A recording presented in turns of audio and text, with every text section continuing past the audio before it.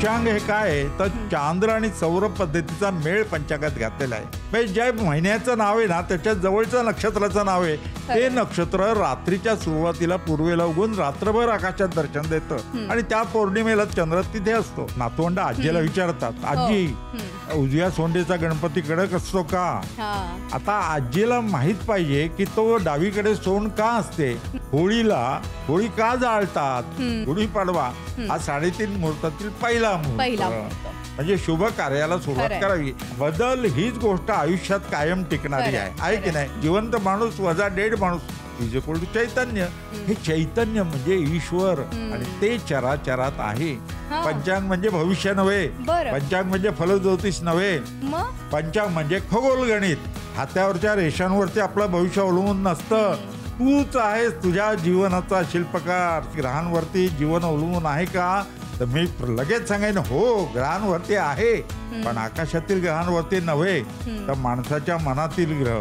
पूर्वीच्या काळी पाणी ओतून टाकायचे आणि पुन्हा पाणी भरायचे. आता तुम्ही मला सांगा तलावात पाणी काय वेगळं येतं का ग्रहण सुटल्यानंतर? असा एखादा लघुग्रह आला ना तर अग्निबाण सोडून त्याची दिशा बदलतील. विज्ञान प्रगत होत आहे आणि त्यामुळे पृथ्वीला आपण सुरक्षित ठेवू शकतो. घाबरायचं कारण नाही.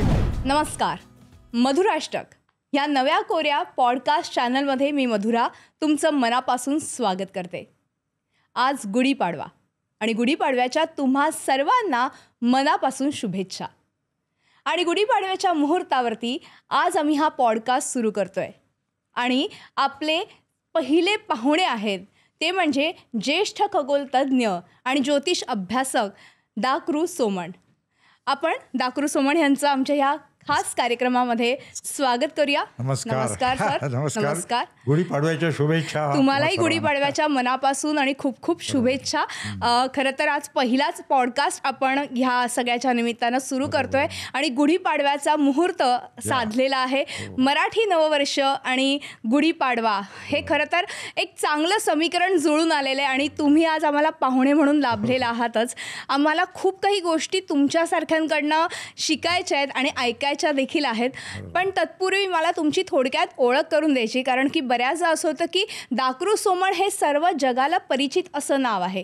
म्हणजे पण त्यांची सुरुवात ही कशी झाली तर ते गेले 25 वर्ष टेक्स्टाईलमध्ये होते आणि टेक्स्टाईलमध्ये 25 वर्ष त्यांनी नोकरी केली आणि त्या नोकरीनंतर त्यांनी खगोल अभ्यासक म्हणून खरं तर आपली अविरत अशी ही सेवा सुरू केली आणि ती आजही सुरू आहे. आणि जवळपास 50 वर्षांपेक्षाही अधिक काळ तुम्ही मला वाटतं 52 वर्ष पंचांग करते, कॅलेंडर्स बनवत आहेत ते. आणि पंचांग हे पंचांग म्हणजे नेमकं काय आहे ह्याबद्दलही मला खरं तर तुमच्याकडनं जाणून घ्यायचे. अनेक पुस्तकं तुम्ही लिहिलेली आहेत, ह्या पुस्तकांबद्दलही आपण चर्चा करणारच आहोत. पण सगळ्यात पहिला प्रश्न, कारण आजचा हा विषयच मी असा घेतलेला आहे की आपले सणवार आहेत, पण ह्या सणावारांबद्दल बऱ्याचदा असं होतं की तरुण पिढी जी आहे ती अनभिज्ञ दिसते. म्हणजे त्यांना असं होतं की एखादा सण आला, उत्सव आला की छान छान नटायचं, छान छान दिसायचं, सुंदर कपडे घालायचे, फोटो अपलोड करायचे सोशल मीडियावर आणि हा सण आपला साजरा होतो. पण प्रत्येक सणावारामागे कुठला ना कुठला हेतू नक्कीच दडलेला आहे. आज गुढीपाडवा आहे. या गुढीपाडव्याचं नेमकं काय महत्त्व आहे? कारण बऱ्याचदा असं होतं की मी आता माझ्या मुलीला सांगते की आपलं नववर्ष हे 31 डिसेंबर नाही आहे, तर ती मला म्हणते की मग 31 डिसेंबरला आपण न्यू इयर सेलिब्रेट करतो ना. पण ते नवीन वर्ष आपलं नाही आहे, तर आपलं नवीन वर्ष हे गुढीपाडव्यापासून सुरू होतं. हे काय आहे, ह्या मागे काय इतिहास आहे, ह्या सगळ्याबद्दल मला तुमच्याकडनं जाणून घ्यायचं. चांगला प्रश्न विचारलाय. ग्रेगोरियन कॅलेंडर, ग्रेगोरियन दिनदर्शिका म्हणजे इंग्रजी आपण जे म्हणतो ते इंग्रजी नववर्ष 1 जानेवारीला सुरू होतं. बरं. आणि इंग्रजांचं राज्य जगामध्ये अनेक देशांवर होतं, त्यामुळे भारतामध्ये पण इंग्रजी कॅलेंडर सगळ्यांना माहिती असतं, तारीख माहिती असते. पण मराठी नववर्ष म्हणजे शालिवाहन शके आपले चैत्र, वैशाख, ज्येष्ठ, आषाढ हे महिने हे माहीत असायला पाहिजेत. आणि पंचांग आणि कॅलेंडर ह्याच्यामध्ये फरक आहे, लक्षात घ्या. कॅलेंडर आपण ठीक आहे 1 जानेवारीला नवीन वर्ष साजरे करतो, पण पंचांग हे काय आहे तर चांद्र आणि सौर पद्धतीचा मेळ पंचांगात घातलेला आहे. आपले सण आहेत ना हे सगळे ऋतूंवर अवलंबून आहेत. आणि बघा तुम्ही पूर्वीच्या काळी हजारो वर्षापूर्वीपासून हे पंचांग करतायत. म्हणजे जवळजवळ 3,000 वर्ष 3-3.5 वर्षापासून पंचांग हे केलं जातं. 1841 मध्ये छापील पंचांग पहिल्यांदा आलं. पण हे काय आहे, सण उत्सव काय आहेत हा प्रश्न नेहमी विचारला जातो. तर सण उत्सव हे आपल्या शरीराच्या आरोग्यासाठी आहेत आणि मनाच्या आरोग्यासाठी उत्सव असतात. आता बघा पावसाळ्यामध्ये श्रावण महिना येतो, आपण उपवास करतो. आता पावसाळ्यात चलनवलन कमी होतं, आपल्याला हलक्या आहाराची जरूर असते, म्हणजे तब्येत चांगली राहते, शरीराचं आरोग्य. म्हणून उपवासाचा श्रावण महिना पावसाळ्यात येतो. आणि थंडीमध्ये भूक जास्त लागते म्हणून दिवाळी थंडीमध्ये येते, मकर संक्रांती थंडीमध्ये येते, तिळाच्या तेलाची आवश्यकता शरीराला. तर दिवाळी थंडीमध्ये, श्रावण महिना उपवासाचा पावसाळ्यात, हे ऋतूंप्रमाणे. पण सूर्यावरती ऋतू अवलंबून आहेत आणि सण चंद्रावर अवलंबून आहेत. तर म्हणून आपल्याकडे चांद्र सौर पद्धतीचा मेळ घातलेला आहे. हे संस्कृती, भारतीय संस्कृतीचं वैशिष्ट्य आहे की आपले सण उत्सव चांद्र सौर पद्धतीवरती. म्हणून त्याने नियम केलाय, मीन राशीत सूर्य असताना ज्या चांद्र महिन्याचा प्रारंभ होतो त्याला चैत्र म्हणायचं. मेष राशीत सूर्य असताना ज्या चांद्र महिन्याचा प्रारंभ होतो त्याला वैशाख म्हणायचं. आणि महिन्यांची नावं सुद्धा कशी आहेत बघा, हे आकाशाची निगडीत आहेत. चैत्र महिन्यामध्ये चित्रा नक्षत्र रात्रीच्या सुरुवातीला पूर्वेला उगवतं आणि रात्रभर आकाशात दर्शन होऊन पहाटे पश्चिमेला मावळतं. चैत्र पौर्णिमेला चित्रा नक्षत्रात चंद्र असतो. वैशाखात विशाखा नक्षत्र, ज्येष्ठ महिन्यात ज्येष्ठा नक्षत्र. म्हणजे ज्या महिन्याचं नाव आहे ना त्याच्या जवळचं नक्षत्राचं नाव आहे ते नक्षत्र रात्रीच्या सुरुवातीला पूर्वेला उगून रात्रभर आकाशात दर्शन देतं आणि त्या पौर्णिमेला चंद्र तिथे असतो. आता मार्गशीर्ष महिन्यात तुमच्याकडे पाहुणा आला आणि त्याने विचारलं रात्री कुठलं नक्षत्र दिसेल आकाशात, तर बेधडक सांगा मार्गशीर्ष महिन्याना मृग नक्षत्र हे रात्रीच्या सुरुवातीला पूर्वेला दिसेल. असं जानेवारी फेब्रुवारीचं नाही बरं का, हे महत्वाचं आहे. म्हणून सण उत्सव हे शरीराच्या आरोग्यासाठी आहेत. आपलं जसं डायटिंग करतो तसं पावसाळ्यात श्रावण महिन्यात उपवास करतात.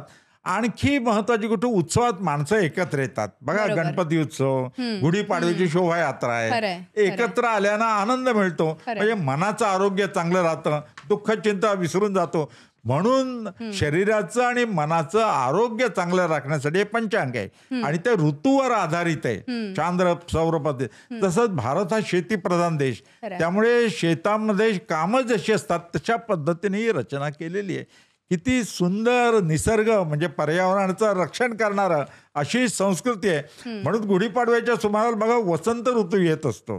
18 फेब्रुवारीला सायन मीन राशीमध्ये सूर्याचा प्रवेश झाल्यानंतर वसंत ऋतू येतो आणि 21 मार्चला चंद्र सूर्य, आपल्याला माहिती आहे सूर्य विषुववृत्तावरती असतो, दिनमान रात्रिमान समान असतं, त्या सुमाराला गुढीपाडवा येतो. बरं, बघा हे वैशिष्ट्य आहे की वसंत ऋतूचं स्वागत करण्यासाठी गुढीपाडवा, नवीन वर्षाचा पहिला दिवस, शालिवान शक, म्हणजे आजपासून शके 1947 विश्वावसू नाम संवत्सर, 60 नावं आहेत, त्या नावाचं संवत्सर. मला ह्या विषयाबद्दल किंवा ह्या प्रश्नावर यायचंच आहे, पण तत्पूर्वी आत्ताचं तुम्ही आज गेल्या अनेक वर्षांपासून बघतायत की आपले सण उत्सव ह्यामध्ये प्रचंड प्रमाणात बदल होत गेलेत. म्हणजे पूर्वीचे सण उत्सव हे अगदी घरोघरी साध्या पद्धतीने नैवेद्य दाखवून छान पद्धतीने साजरे व्हायचे, अगदी आजी आजोबा असायचे तेव्हा.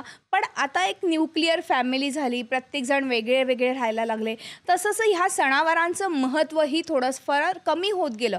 पण गेल्या काही वर्षात, म्हणजे गेल्या 3-4 वर्षात जसं कोरोना गेला तसं मला आठवतंय की खूप वेगळं असं एक त्याला ना काय म्हणतात ना, असं ग्लॅमरस रूप आलंय.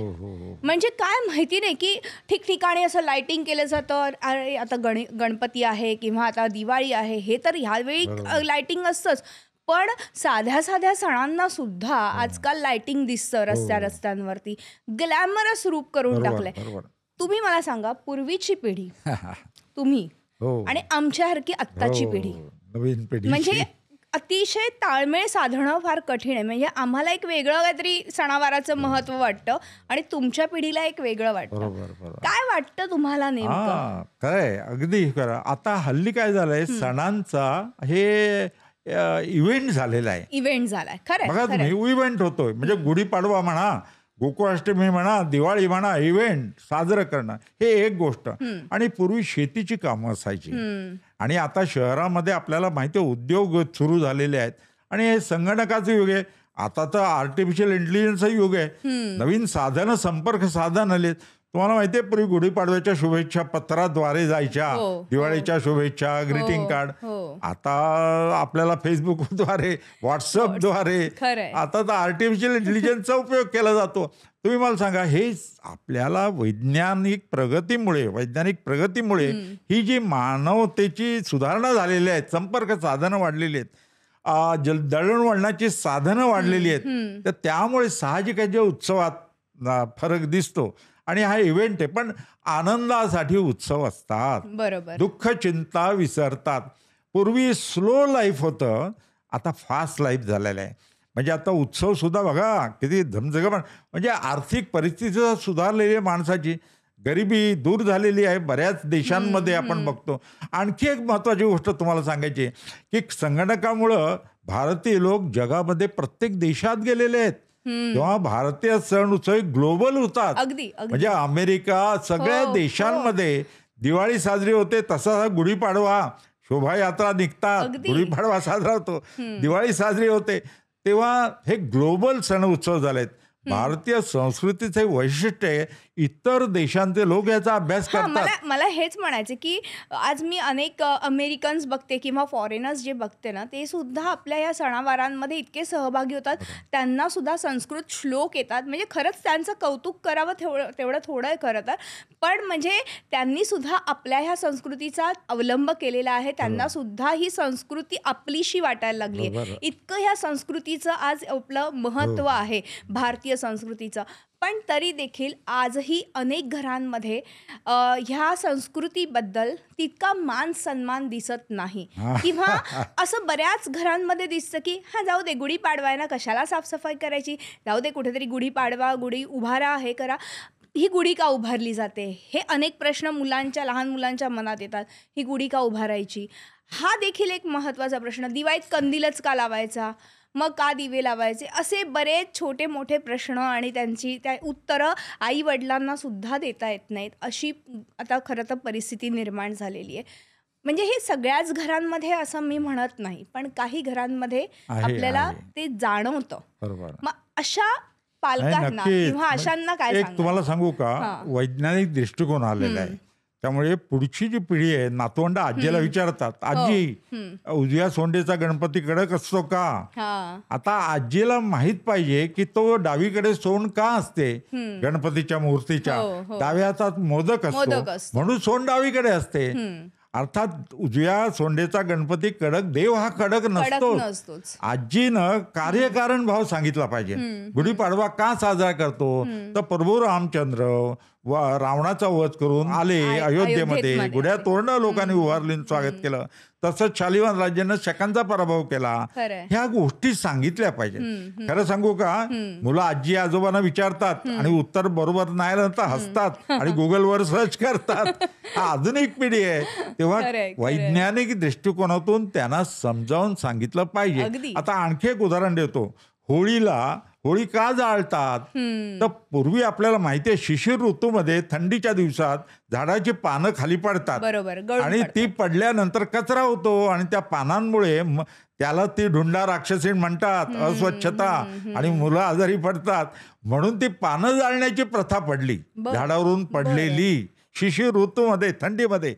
आणि नंतर ती होळीची प्रथा सुरू झाली आणि मनामधली विकृती बाहेर काढणं, पर्गेशन ऑफ माइंड, म्हणजे ते होळी, ती रंगाचा उत्सव, हे सुरू झालं. दिवाळी म्हटलं की प्रकाशाचा उत्सव.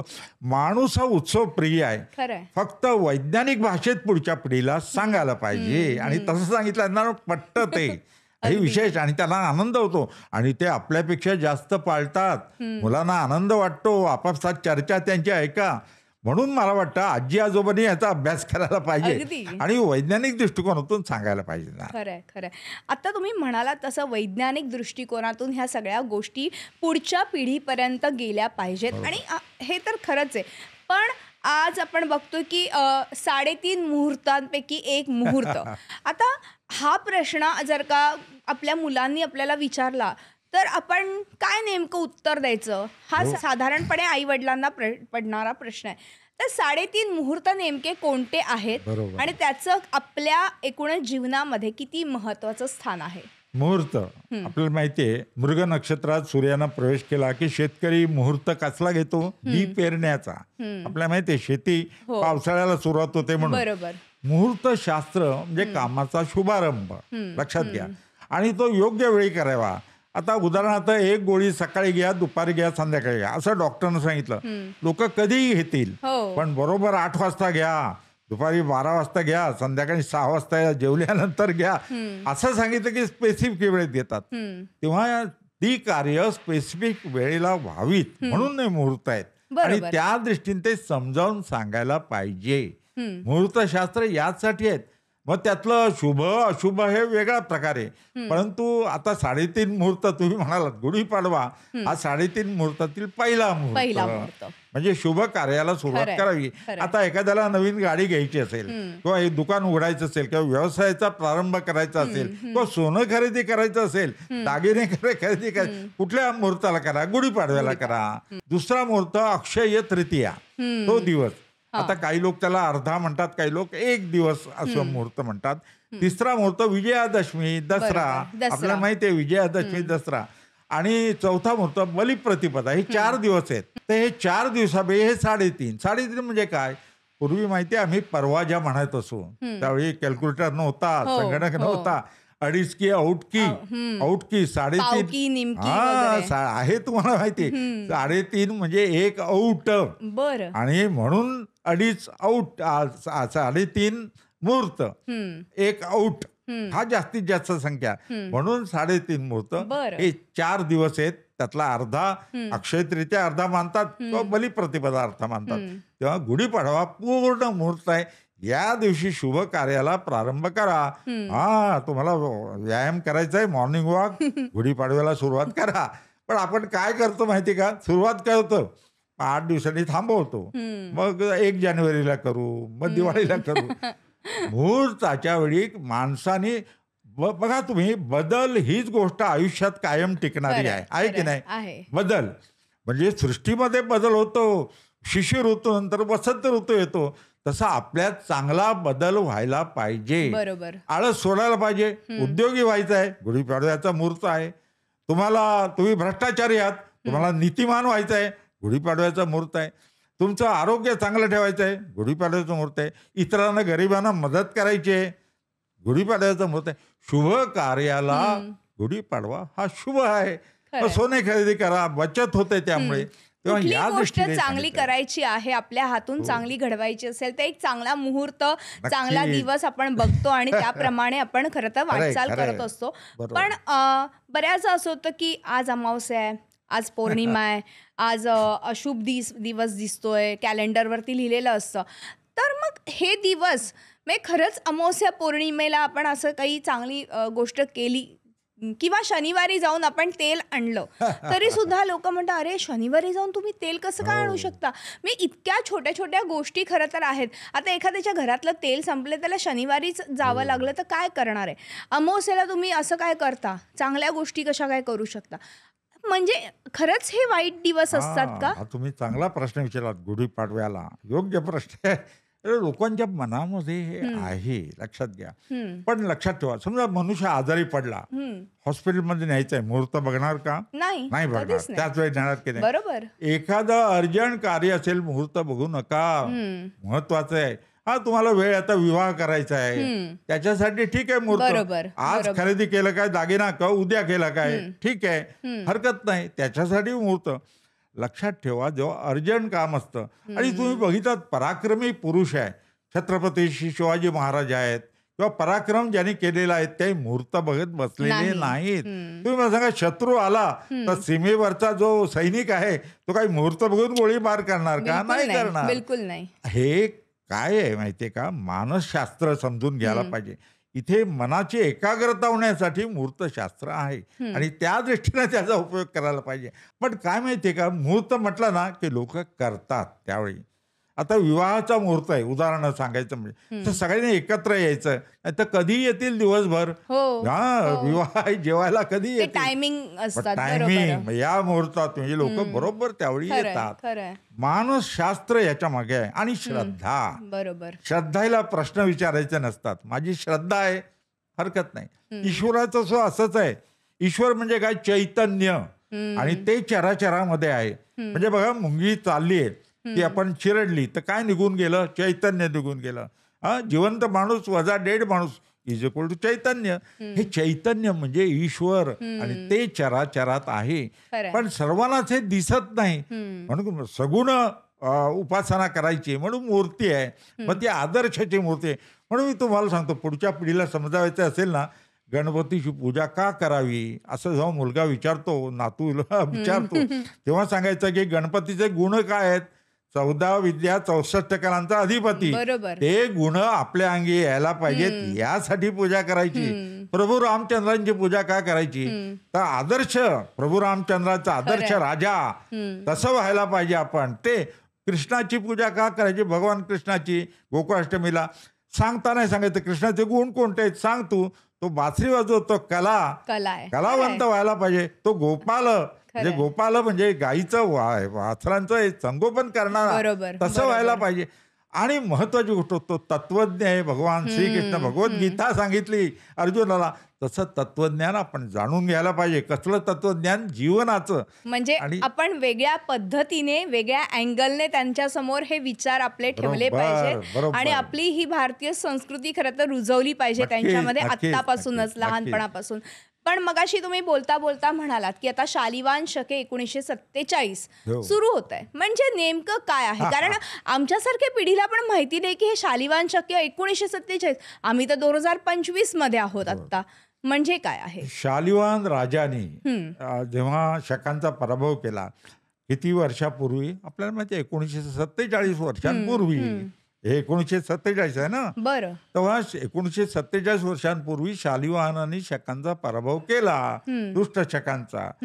हे लक्षात कसं राहणार लोकांच्या, कसं कळणार, म्हणून त्यांनी ही कालगणना सुरू केली. विक्रम राजाने उज्जैनीची सुरू केली. विक्रम संवत आहे, आपल्याला माहिती आहे, 2052 हा सुरू केला त्यांनी, आत्ताचा सांगायचं म्हणजे.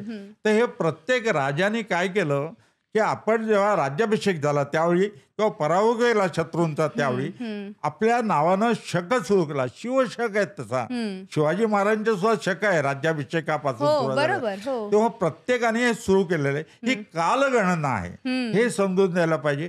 तेव्हा शालिवाहन शके 1947 आज सुरू होत आहे गुढीपाडव्याला, आणि चैत्र शुक्ल प्रतिपदा.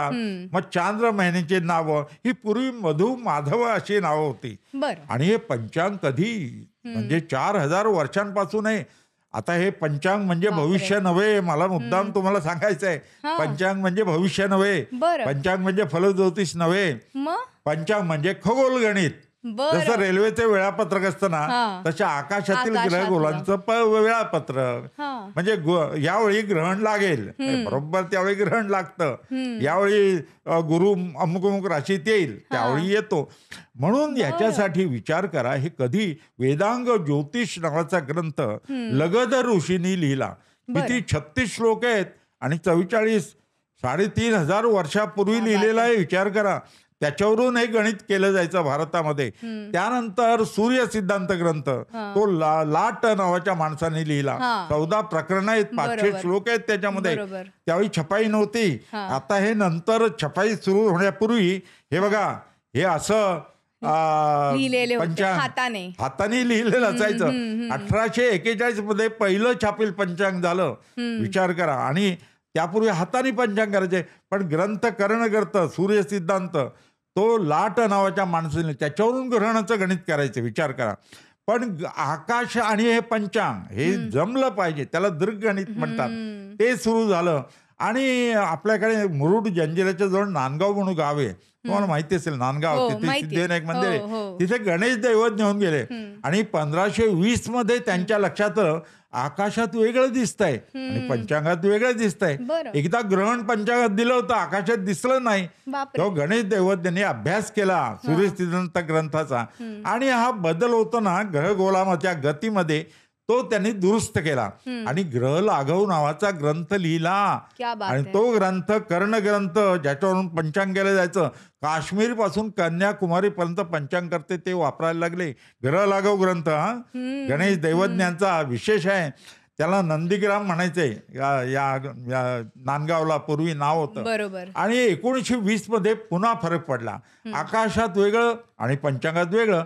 लोकमान्य बाळ गंगाधर टिळकांच्या लक्षात आलं ही गोष्ट बरं. आणि त्याने 1920 सालच्या केसरीमध्ये जाहिरात दिली, जर कोणी ग्रह लागोवरती संस्कार करून नवीन ग्रंथ तयार करेल तर त्याला मी 1000 रुपये बक्षीस देईन. बरं. लोकमान्य टिळकांनी 1920 साली आणि नागपूरचे डॉक्टर केशव लक्ष्मण दप्तरी हे पुढे आले बरं. आणि त्याने ग्रंथ लिहिला कर्ण कल्पलता. तो मराठी आणि संस्कृत मध्ये आहे आणि त्याने बरोबर दृग्गणित देणारा ग्रंथ, म्हणजे जसं आकाशात आहे तसं पंचांगात आणि जसं पंचांगात आहे तसं आकाशात दिसेल असा ग्रंथ लिहिला. अचूक.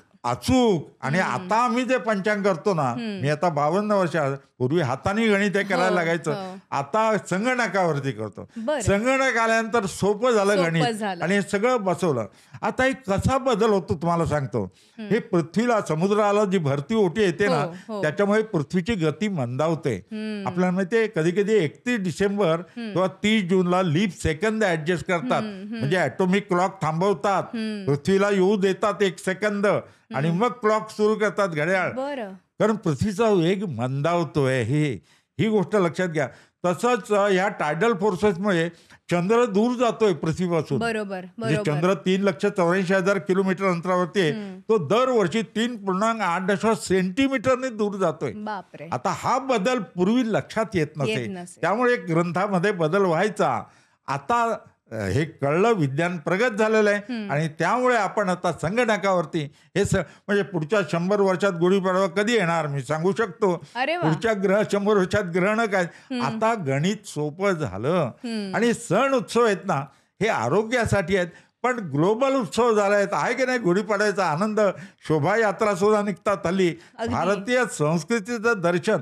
आणि तुम्हाला सांगतो, एक गेल्या महिन्यामध्ये फ्रान्स मधले लोक माझ्याकडे आले, तुम्ही पंचांग कसं करता, चांद्र सौर पद्धतीचा मेळ कसा घालता, कारण ग्रेगोरियन कॅलेंडर हे सूर्यावर अवलंबून आहे आणि काही धर्माची पंचांग कॅलेंडर आहेत ना, ती चंद्रावरच अवलंबून आहेत. त्यांचा उपासाचा महिना सगळ्या ऋतूत येतो, तसा भारताचा नाही. आपल्या पंचांगामध्ये श्रावण महिना पावसाळ्यात, दिवाळी थंडीमध्ये ऋतूची सांगड घातली, हे वैशिष्ट्य आहे. आणि ग्रहणाचं सुद्धा अचूक आहे बघा, किती फ्रॅक्शन ऑफ ए सेकंड ग्रहणाचा वेळ पंचांगात दिलेली असते, त्याप्रमाणे आकाशात ग्रहण दिसतं. अगदी. आणि ह्याचा खरं तर आपल्याला अनेकदा प्रत्यय देखील आलेला आहे की पंचांगांप्रमाणेच खरं तर आपल्याला आकाशातले हे जे ग्रह ताऱ्यांचा बदल आहे हे सगळं लक्षात येतं.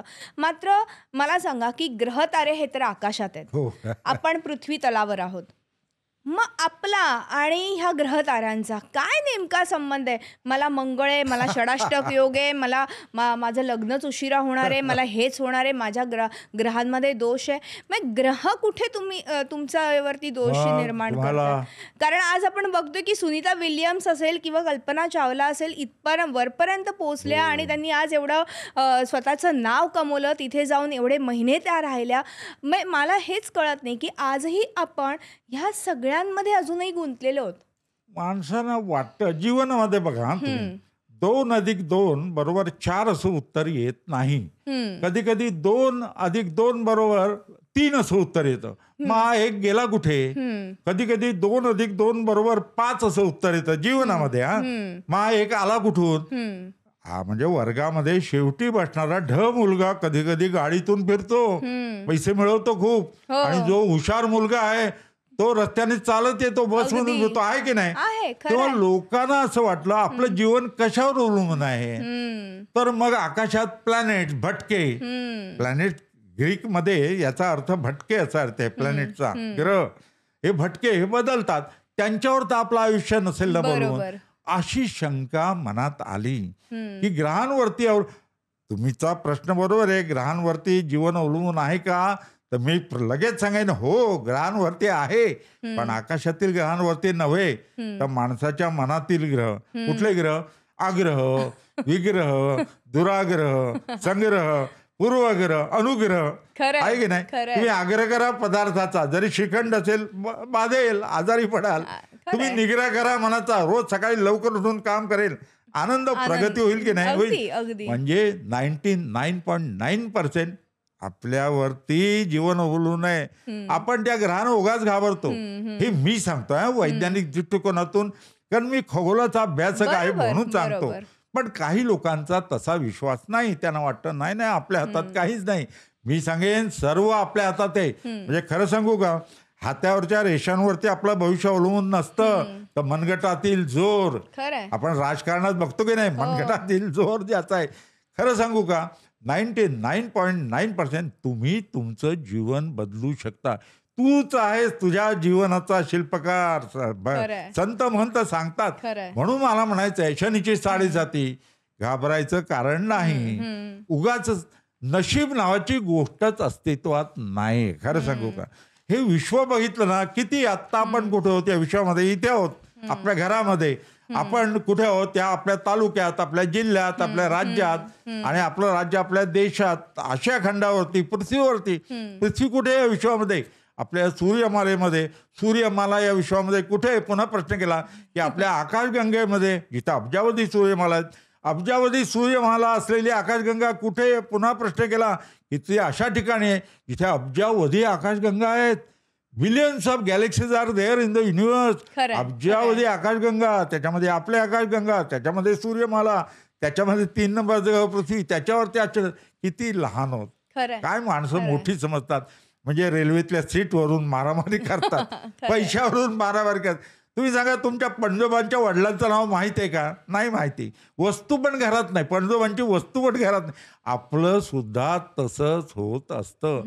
मी माझं म्हणतो ना, खरं सांगू का, म्हणून खगोलाचा अभ्यास करायला पाहिजे. प्रत्येकाने छंद पाहिजे. मी 83 वय असून मी तुम्हाला हे सांगतोय की आकाशाची सोबत असेल ना, आनंद जीवन, प्रत्येक क्षण एन्जॉय करा. आणि जीवनाचं म्हणजे वैदिक आपल्या धर्माचं हेच आहे, नियमच सांगितलेलं आहे, माणसानं माणसाची माणसासारखं वागावं. हे आता मी त्याच्यात जोडलंय, निसर्गाची सुद्धा माणसासारखं वागावं, हे तत्वज्ञान आहे. खरं सांगू का, जीवनाचा आनंद कशात आहे? स्वतःचं जीवन आनंदी करायचंच आहे, पण इतरांच्या जीवनामध्ये आनंद निर्माण करायचा आहे की नाही? तुम्ही इतरांच्या जीवनामध्ये आनंद निर्माण करता करता त्याच्यातच स्वतःचा जीवनाचा आनंद आपण शोधत असतो. असं करायलाच आहे. तुम्ही निर्मिती करायची, निर्मिती करायला पाहिजे. म्हणून नवरात्र 9 दिवसाचं असतं. बी पेरल्यापासून 9 दिवसांनी अंकुरतं, आणि गर्भधारण झाल्यापासून 9 महिने 9 दिवसांनी मूल जन्माला येतं. म्हणून नवरात्र 9 दिवसाचं. प्रत्येक ह्याच्या मागे विज्ञान आहे. गणपतीची पार्थिव गणेश पूजा करतो ना आपण, ती पृथ्वीची पूजा आहे. कारण पृथ्वीवर धान्य तयार होतं भाद्रपद महिन्यामध्ये, तेव्हा ह्याच्या मागे विज्ञान आहे. आज गुढीपाडव्याला आपण हे समजून घेतोय, आणि आपलं जीवन आपल्या हातात आहे. कर्म प्रवृत्त व्हायला पाहिजे. भगवद्गीतेचं निष्काम कर्मयोग हेच यायला पाहिजे. आणि तुम्हाला सांगू का, भक्तीनं जीवन, भक्ती पाण्यात मिसळली की तीर्थ होतं, भक्ती अन्नात मिसळली की प्रसाद बनतो, नैवेद्य बनतो, आहे की नाही? तसंच भक्ती गीतामध्ये की भक्ती गीत, दोन्ही पाहिजे. कर्म प्रवृत्त व्हायला पाहिजे माणसाने. म्हणून मला सांगायचंय, सण उत्सव, ईश्वर, भक्ती, आदर्शाची पूजा आहे, हे समजून घेतलं ना, आणि आजी आजोबांनी पुढच्या पिढीला तसंच सांगितलं पाहिजे, म्हणजे त्यांना ते वैज्ञानिक दृष्टिकोनातून समजतं. हे जग विज्ञानाचं आहे, आर्टिफिशियल इंटेलिजन्स आहे. सुनीता विल्यमला बघितलं, 9 महिने झिरो ग्रॅव्हिटीमध्ये राहिलं, मुलं तर बघत होती, आश्चर्य करत होती. विचार करा तुम्ही, याच्या मागे मेहनत आहे. हे नाही, ती श्रद्धेनं. वैज्ञानिकाचा सुद्धा विज्ञानावरती, प्रयोगावरती विश्वास पाहिजे, श्रद्धा पाहिजे, आणि तेच भारतीय संस्कृती शिकवत असतं. अगदी हे सगळं आहेच. आता तुम्ही सुनीता विल्यम्सचा पुन्हा एकदा उल्लेख केला. तुम्ही खगोल तज्ज्ञ आहातच, पण आजही आपल्या देशामध्ये ग्रहण असेल तर त्या दिवशी खास करून म्हणजे अगदी घरात गरोदर स्त्री असो किंवा नसो, पण बाकीच्यांना सुद्धा त्या ग्रहण पाळण्यासाठी खूप फोर्स केला जातो. गरोदर स्त्रीला तर फारच म्हणजे ह्या गोष्टीचा म्हणजे त्रास होतो, कारण की तिला एकाच ठिकाणी बसायचं आहे, ग्रहण बघायचं नाही आहे, ग्रहणात नामस्मरणच करायचं आहे किंवा कुठेही उठून जायचं नाही आहे, असं अगदी सांगितलं जातं. पण खरंच गरज आहे का? कारण आज इतकं विज्ञान पुढे गेलं आहे. मी एका ठिकाणी तर वाचलेलं होतं किंवा बघितलं पण होतं की एका स्त्रीने ग्रहण काळामध्ये ग्रहण बघितलं, पण तिला तिचं बाळही व्यवस्थित झालं, सगळं छान आहे. म्हणजे हे कसं काय? म्हणजे एकीकडे आपल्याला असं सांगितलं जातं आणि दुसरीकडे असं. चांगला प्रश्न विचारलाय. हे काय व्हायचं माहिती का, तळपणारा सूर्य एकदम कधी कधी अचानक खंडित व्हायला लागला, चंद्रानं झाकल्यामुळे सूर्यग्रहण व्हायला लागलं. कधी कधी पौर्णिमेच्या चंद्रग्रहणात मलिन व्हायला लागला. बरोबर. तेव्हा लोकांना भीती वाटायला लागली आणि भीती पोटी ह्या गोष्टी निर्माण झाल्या की गरोदरपणी भाजी चिरू नये, भाजी चिरली तर विकृत मुलं जन्माला येतात. आताच विज्ञानानं सिद्ध केलंय की हवा अशुद्ध होत नाही ग्रहणामध्ये. उलट उघड्या गाडीवरची भेळपुरी खाल्ली तर ती जास्त डेंजरस आहेत. ग्रहणामध्ये अशुद्ध होत. पूर्वीच्या काळी पाणी ओतून टाकायचे आणि पुन्हा पाणी भरायचे. आता तुम्ही मला सांगा, तलावात पाणी काय वेगळं येतं का? ग्रहण सुटल्यानंतर तलावामध्ये पाणी निर्माण होतं का? बिलकुल नाही. आता हे गैरसमजुती आहेत. मी अंधश्रद्धा म्हणत नाही, गैरसमजुती म्हणतो.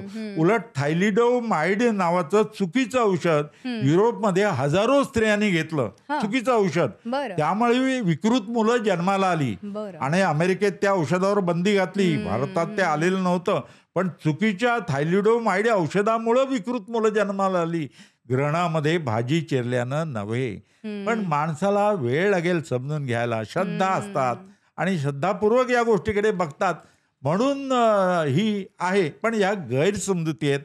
ग्रहणामध्ये अशुद्ध काही होत नाही. धूमकेतूचं सुद्धा स्वागत करायला पाहिजे. धूमकेतूमुळे काही आपत्ती येत नाही. आपत्ती कशामुळे येते? आता तुम्ही बातमी ऐकली असेल, लघुग्रह पृथ्वीच्या दिशेने येतो आहे आणि तो पृथ्वीच्या जवळून जाणार आहे. आता आपल्याकडे लोणारला मिटिओरिट क्रेटर आहे, अश्नी विवर आहे. 52,000 वर्षापूर्वी 60 मीटर लांबीचा 20 लक्ष टन वजनाचा दगड पडला महाराष्ट्रामध्ये, लोणार या गावी. आणि तिथे अश्नी विवर झालाय, जाऊन बघा कसं झालंय. ही भीती आहे. आता विज्ञान इतकं प्रगत झालंय, असा एखादा लघुग्रह आला ना तर अग्निबाण सोडून त्याची दिशा बदलतील किंवा वरच्यावर त्याचे तुकडे करतील. विज्ञान प्रगत होत आहे आणि त्यामुळे पृथ्वीला आपण सुरक्षित ठेवू शकतो. घाबरायचं कारण नाही. प्रत्येक क्षण आनंदानं शिकायचा. म्हणूनच गुढीपाडव्याला शुभेच्छा देताना सुद्धा आपण शुभ गुढीपाडवा म्हणतो, शुभ दीपावली म्हणतो. तेव्हा शुभ घडो, शुभम भवतु हे म्हणतो. आणि हीच भारतीय संस्कृती आज ग्लोबल संस्कृती झाली आहे. जगामध्ये गुढीपाडवा साजरा होत आहे, हे वैशिष्ट्य आहे. अगदी. अर्थातच आपली ही भारतीय संस्कृती अशीच पुढे जात राहो, पुढच्या पिढीलाही ह्याचं सगळ्याचं महत्त्व पटत राहो आणि खूप चांगल्या पद्धतीने आपले हे सणवार साजरे होत. पण एक शेवटचा आणि महत्त्वाचा खरं तर एक छोटासा खेळ खेळणार आहे मी तुमच्या बरोबर. एक रॅपिड फायर राऊंड असते, तर त्याच्यामध्ये मी तुम्हाला एक 5 प्रश्न विचारणार आहे. अगदी तुम्हाला वाटेल तर म्हणजे तुम्हाला काय वाटतं त्याच्याबद्दल अगदी थोडक्यात सांगा. पहिला प्रश्न आहे की भारतीय संस्कृती की पाश्चात्य संस्कृती? भारतीय संस्कृती. जबरदस्त. नक्कीच भारतीय संस्कृती. भारतीय संस्कृतीचा अभ्यास आता पाश्चात्य लोक करायला लागलेले आहेत, हे वैशिष्ट्य आहे. आणि जगामध्ये जास्त आक्रमण झालेला देश भारत आहे, पण संस्कृती कायम आहे. अगदी. सहिष्णुता ही भारतीय संस्कृती शिकवते. खरंय खरंय. काळानुसार बदलायला आवडेल का? नक्कीच. काळानुसार माणसाने बदललं पाहिजे. पोशाख बदलला पाहिजेच, दिसणं बदललं पाहिजे, पण आहार बदलतोय. आणि महत्वाची गोष्ट म्हणजे विचार बदलले पाहिजेत. बुरसटलेले ज्या गैरसमजुती असतील त्या काढून टाकायला पाहिजे आणि आधुनिक पिढीची समरस व्हायला पाहिजे. नक्कीच बदलायला पाहिजे. कोणता काळ सुखाचा वाटतो, आत्ताचा की पूर्वीचा? हा कठीण प्रश्न आहे, पण आत्ताचा काळ मला सुखा वाटतो. पूर्वी साधनं नव्हती. म्हणजे माझ्या लहानपणी 83 वय मी तुम्हाला सांगतो, लहानपणी ही साधनं असती तर अधिक प्रगती आमची झाली असती. त्या काळात ही साधनं होती, दुर्बीण सुद्धा नव्हती. आता ह्या सगळ्या गोष्टी, कम्प्युटर नव्हता महत्वाची गोष्ट. तेव्हा ही साधन जी विज्ञानानं दिलेली देणगी आहे मानव जातीला, औषध आहेत, त्यामुळे आयुर्मर्यादा वाढलेली आहे. तर ही आत्ताचा काळ हा नक्कीच विज्ञानाचा प्रगती तोच जास्त सुखावं आहे. तुम्ही मगासपासून विज्ञानाबद्दल खूप छान बोलताय, पण ईश्वर की विज्ञान? विज्ञानातला ईश्वर, विज्ञानातला ईश्वर शोधायचा. विज्ञान हाच ईश्वर आहे, लक्षात घ्या. अगदी त्यानेच हे ब्रह्मांड उभं केलंय. नक्कीच नक्कीच. खरंय खरंय. एक शेवटचा प्रश्न, तो म्हणजे मोबाईल की पुस्तक? हा कठीण प्रश्न आहे. दोन्ही वेगवेगळे आहेत. मोबाईल अर्थातच प्रिय आहेच आधुनिक काळामध्ये, कम्प्युटर प्रिय आहे, पण पुस्तक तुम्ही बघा, मोबाईलवरती पुस्तक वाचायचं म्हटलं नाही आनंद आवडत. नाही होत, तेवढा ज्ञान मिळतं पण आनंद नाही. पुस्तकाचा जो वास असतो ना, नवीन कोऱ्या पुस्तकाचा, अगदी. तो वाचण्या. अजूनही मी पुस्तक, माझ्या घरामध्ये लायब्ररी आहे आणि पुस्तकासारखा गुरु नाही. अगदी. ते पुस्तक वाचन आणि मोबाईल दोन्ही, इथे मला हा कठीण प्रश्न वाटतोय. दोघांनाही मी प्राधान्य, दोन्ही वेगवेगळे आहेत, पण एक सांगतो, दोघांचे एक वेगळं महत्व आहे नक्कीच, आपल्या पण जीवनात. वैज्ञानिक दृष्टिकोन पाहिजे आणि जीवनाचं सार्थक याच्यात आहे. दुसऱ्याच्या जीवनात आनंद पुरवायचा, त्याचाच म्हणजे दुसऱ्याला अत्तर लावताना आपला हात सुगंधित होतो की नाही, हो. तसं गुढीपाडव्याला आपल्याकडे यज्ञ, तप आणि दान आहे. यज्ञ म्हणजे काय? कर्म करणं, मेहनत करणं. तप म्हणजे मेहनत, अगदी. यज्ञ म्हणजे कर्म, आणि दान म्हणजे गरिबांना मदत करा. अगदी अगदी. तुम्ही दुसऱ्याच्या जीवनात आनंद फुलवतानाच आपल्याला आनंद होतो. अगदी. मी तर दुर्बिणीतून गुरुग्रहाच्या 95 चंद्रापैकी 4 चंद्र दिसतात ते दाखवतो ना, त्या बघणाऱ्याच्या दुर्बिणीतून चेहऱ्यावरती आनंद होतो ना, तो बघूनच मला आनंद होतो. खरं सांगतो, मी इतरांच्या जीवनात आनंद फुलवणं हाच आपला आनंद आहे, आणि तो साधू संतांनी या जगाला शिकवलेला आहे. अगदी. आणि हाच आनंद खरं तर तुम्ही ह्या पॉडकास्टच्या निमित्ताने आपल्या लोकांपर्यंत पोहोचवलेला आहे. मला वाटतं की आत्तापर्यंत 9,000पेक्षा अधिक व्याख्यानं तुम्ही या विषयावरती दिली, अनेक TV शोज केले, अनेक कार्यक्रमांमध्ये तुमचा खरं तर सहभाग असतोच, पण आज आपल्या ह्या कार्यक्रमात तुम्ही पाहुणे म्हणून आलात आणि खूप छान आणि मनापासून तुम्ही जे काही सांगितलं ते खरंच पुढच्या पिढीला फार फार महत्त्वाचं होतं, आणि तुम्ही आलात आणि खूप छान माहिती दिलीत ह्या पॉडकास्टमध्ये. त्याबद्दल खूप मनापासून आभार आणि गुढीपाडव्याच्या पुन्हा एकदा मनापासून शुभेच्छा. तुम्हालाही गुढीपाडव्या शुभेच्छा. हे पंचांग, या पंचांगाचं पूजन करायचं आणि या नवीन वर्षाला काहीतरी नवीन करायचा शुभारंभ करूया. 3:30 मुहूर्तातील दिवस, आणि तुम्हा सर्व प्रेक्षकांना तुमच्या पॉडकास्टला माझ्या शुभेच्छा. थँक्यू. खरं तर हा विषय घेण्यामागचा उद्देश हाच होता की आजच्या या नवीन पिढीला आपल्या सणावाराचं तर महत्त्व पटावंच. कारण बऱ्याचदा असं होतं की सणवार म्हटले की छान छान कपडे घालून, छान छान सेल्फी काढून ते सोशल मीडियावरती अपलोड करायचे, वेगवेगळे रील्स बनवायचे, पण त्या रील्स व्यतिरिक्त आपल्या सणांचं नेमकं काय महत्त्व आहे हेच खरं तर जाणून घेण्याचा आणि वैज्ञानिक दृष्टिकोन दाखवण्याचा हा आमचा एक छोटासा प्रयत्न होता. नक्कीच तुम्हाला मधुराष्टकचा हा पॉडकास्टचा पहिला एपिसोड जो आहे तो नक्कीच आवडला असेल. तेव्हा चॅनलला सबस्क्राईब करायला आणि फॉलो करायला विसरू नका. ह्या कार्यक्रमात आज आपण इथेच थांबतोय. पुन्हा भेटणार आहोत एका नव्या विषयासह आणि नव्या पाहुण्यांसह. तोपर्यंत नमस्कार.